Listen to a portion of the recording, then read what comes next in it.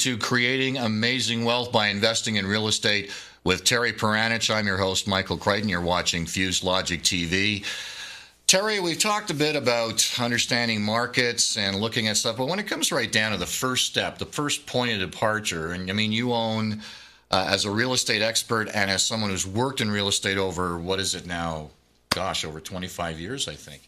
Almost. Yeah. Well, I guess it comes down to the first step. What is a good deal?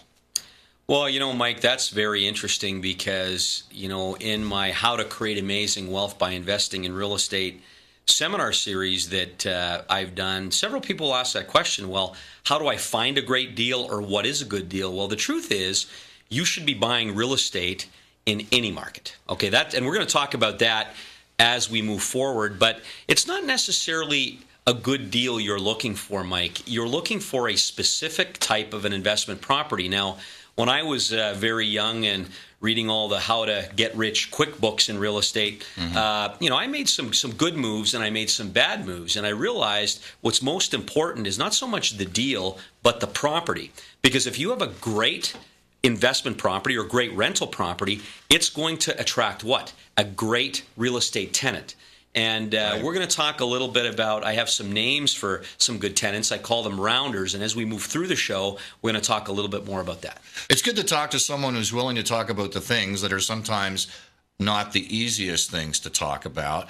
So can you tell me about the deals that were not so good that you encountered, but from which you learned something? Well, Mike, I mean, as I said earlier, a lot of people will see an advertisement that says incredible deal, way below market value, steal of a deal, whatever the headline may say, or they may get a call from a real estate agent and that agent says the same thing. But that property ends up suffering what's called locational obsolescence, meaning it's in a poor location. Mm-hmm. It may suffer, water damage that's difficult to repair.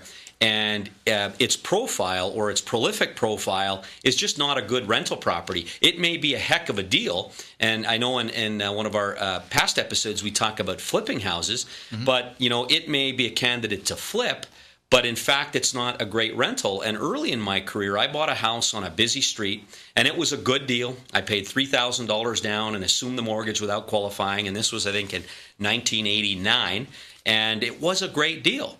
But the problem was it was a tough house to rent because you have to keep all the windows open because it had no air conditioning. Mm-hmm. It was on a major artery front to back, so I mean you could never get any sleep. Right. So the challenge was I'd find a tenant and then lose the tenant. And it's not so much that the property itself was bad, but it suffered locational obsolescence. So that's an example of where you need to be very, very careful. Even though the deal was good, the property wasn't.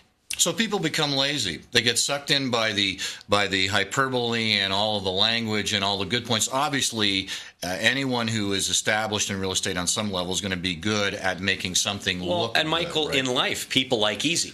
Yeah. People often want to take the easy route to something or the easy way to something.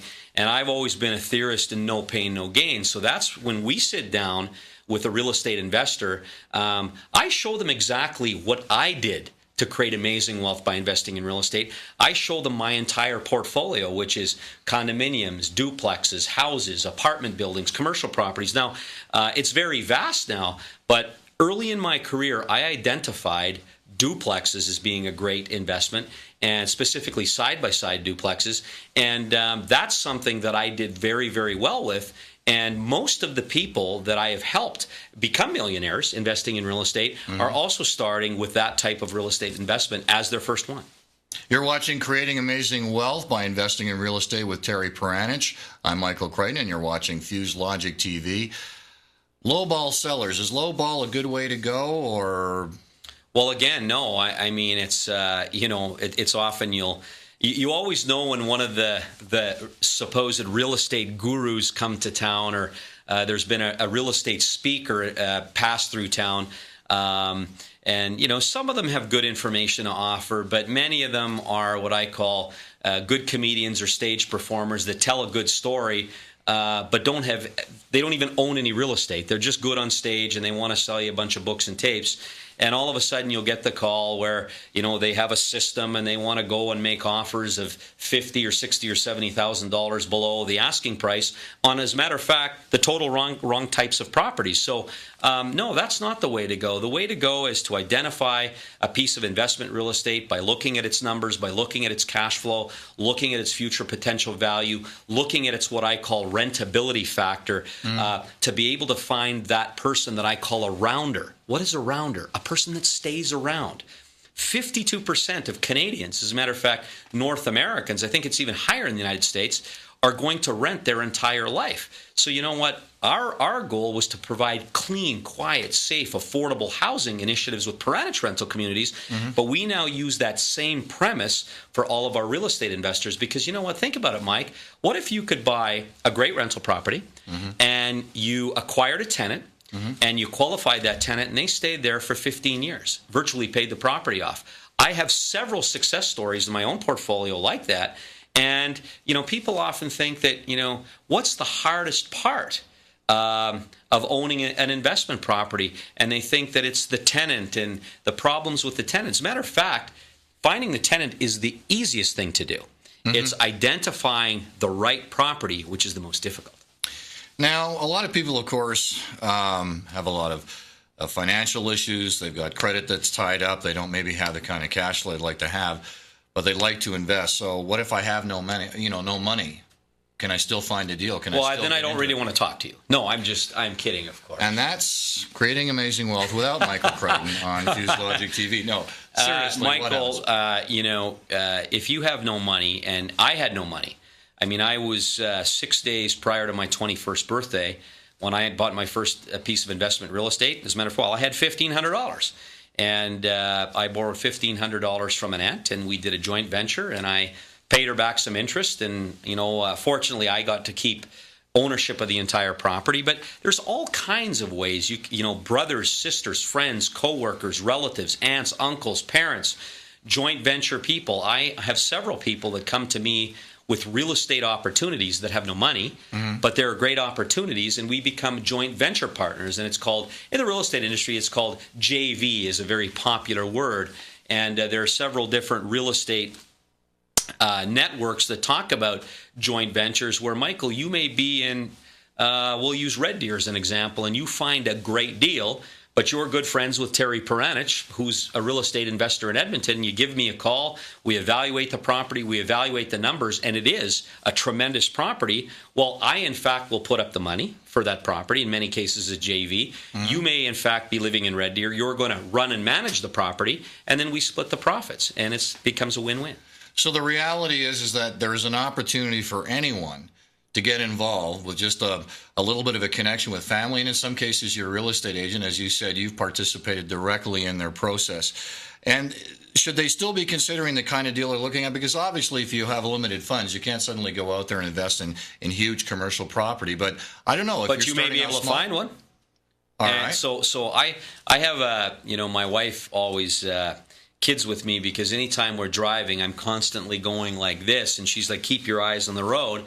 But I'm always driving for dollars. I'm always looking at opportunities. So where do you look? I mean, you must have a sense and an instinct. Anywhere. I mean, on the way here. I mean, on the way to the studio today, I passed by a property. It was on a corner, and the grass was higher, and the curb appeal wasn't that great, and the sign was kind of flopping over a little bit. So I just happened to. It was a Century 21 agent that I know. I called her and asked her about the situation, and it's a marital realignment, better word for divorce. The people are gone, and it's not being maintained, and it's in a decent area. And I mean, I'm not going to pursue that property because it's not the kind of maybe opportunity I thought it was when I looked at it. But if I didn't make the call, what did it cost me to make the call? That's zero based. It cost me nothing to make that call. But what if, in fact, it was a great opportunity, and that call could have made me $50,000, $75,000, even $100,000. So if you are a novice investor, you know what? Look at it with an open mind. It's okay to make those calls. It's okay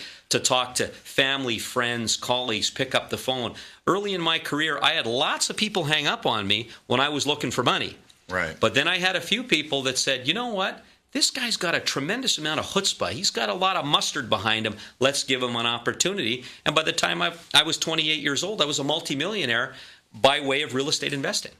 It's interesting. I had some people I've known who've gotten involved, for example, in Arizona.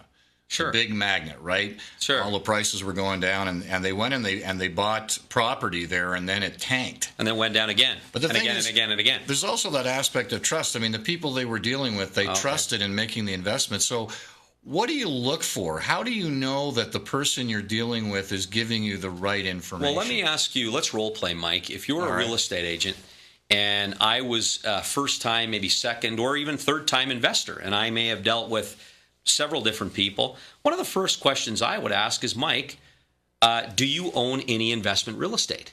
And, several years ago, I invested in a bunch of gold stocks and some other things and never do it again. And I took a bit of a kick on the shin.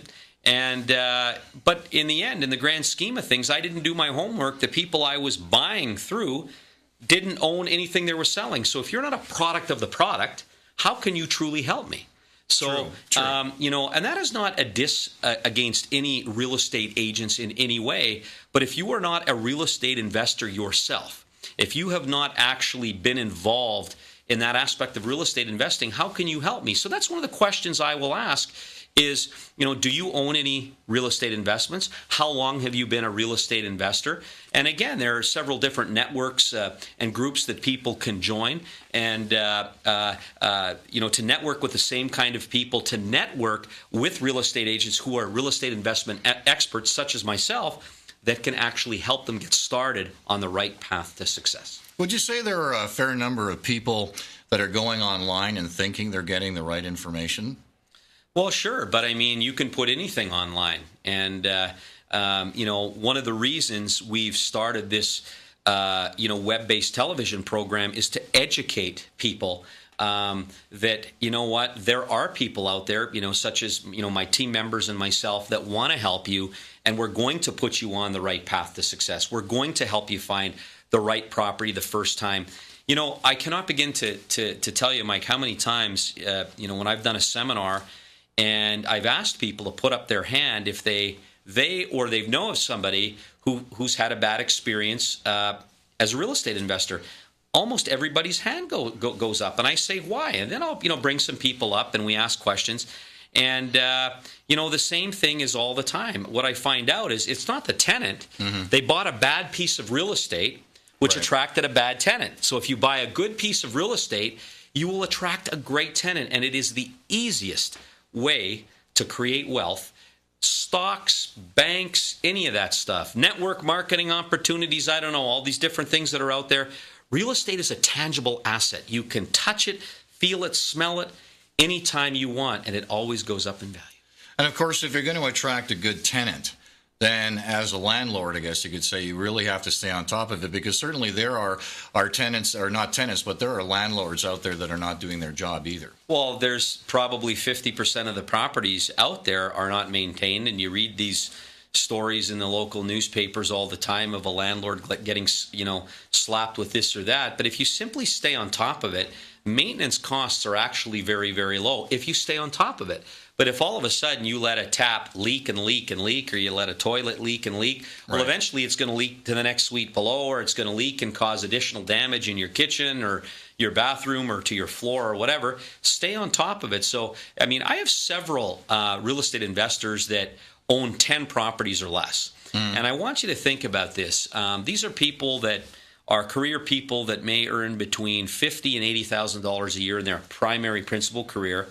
But one day they're going to have an extra $8,000, $10,000, $12,000 a month in positive cash flow. Pretty good retirement. That is pretty good, yeah. An extra $120,000, $125,000, $130,000 a year in positive cash flow.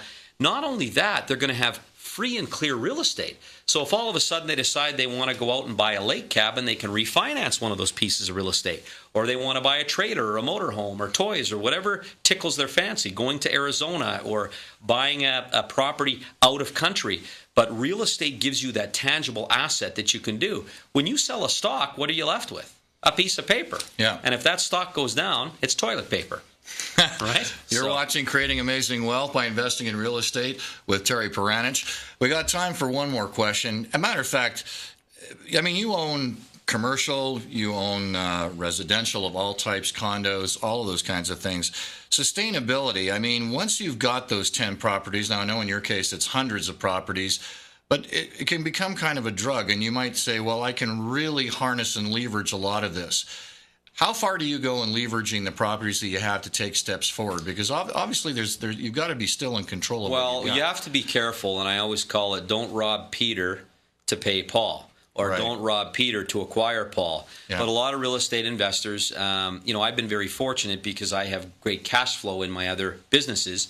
So I've been able to, for the most part, use my own money.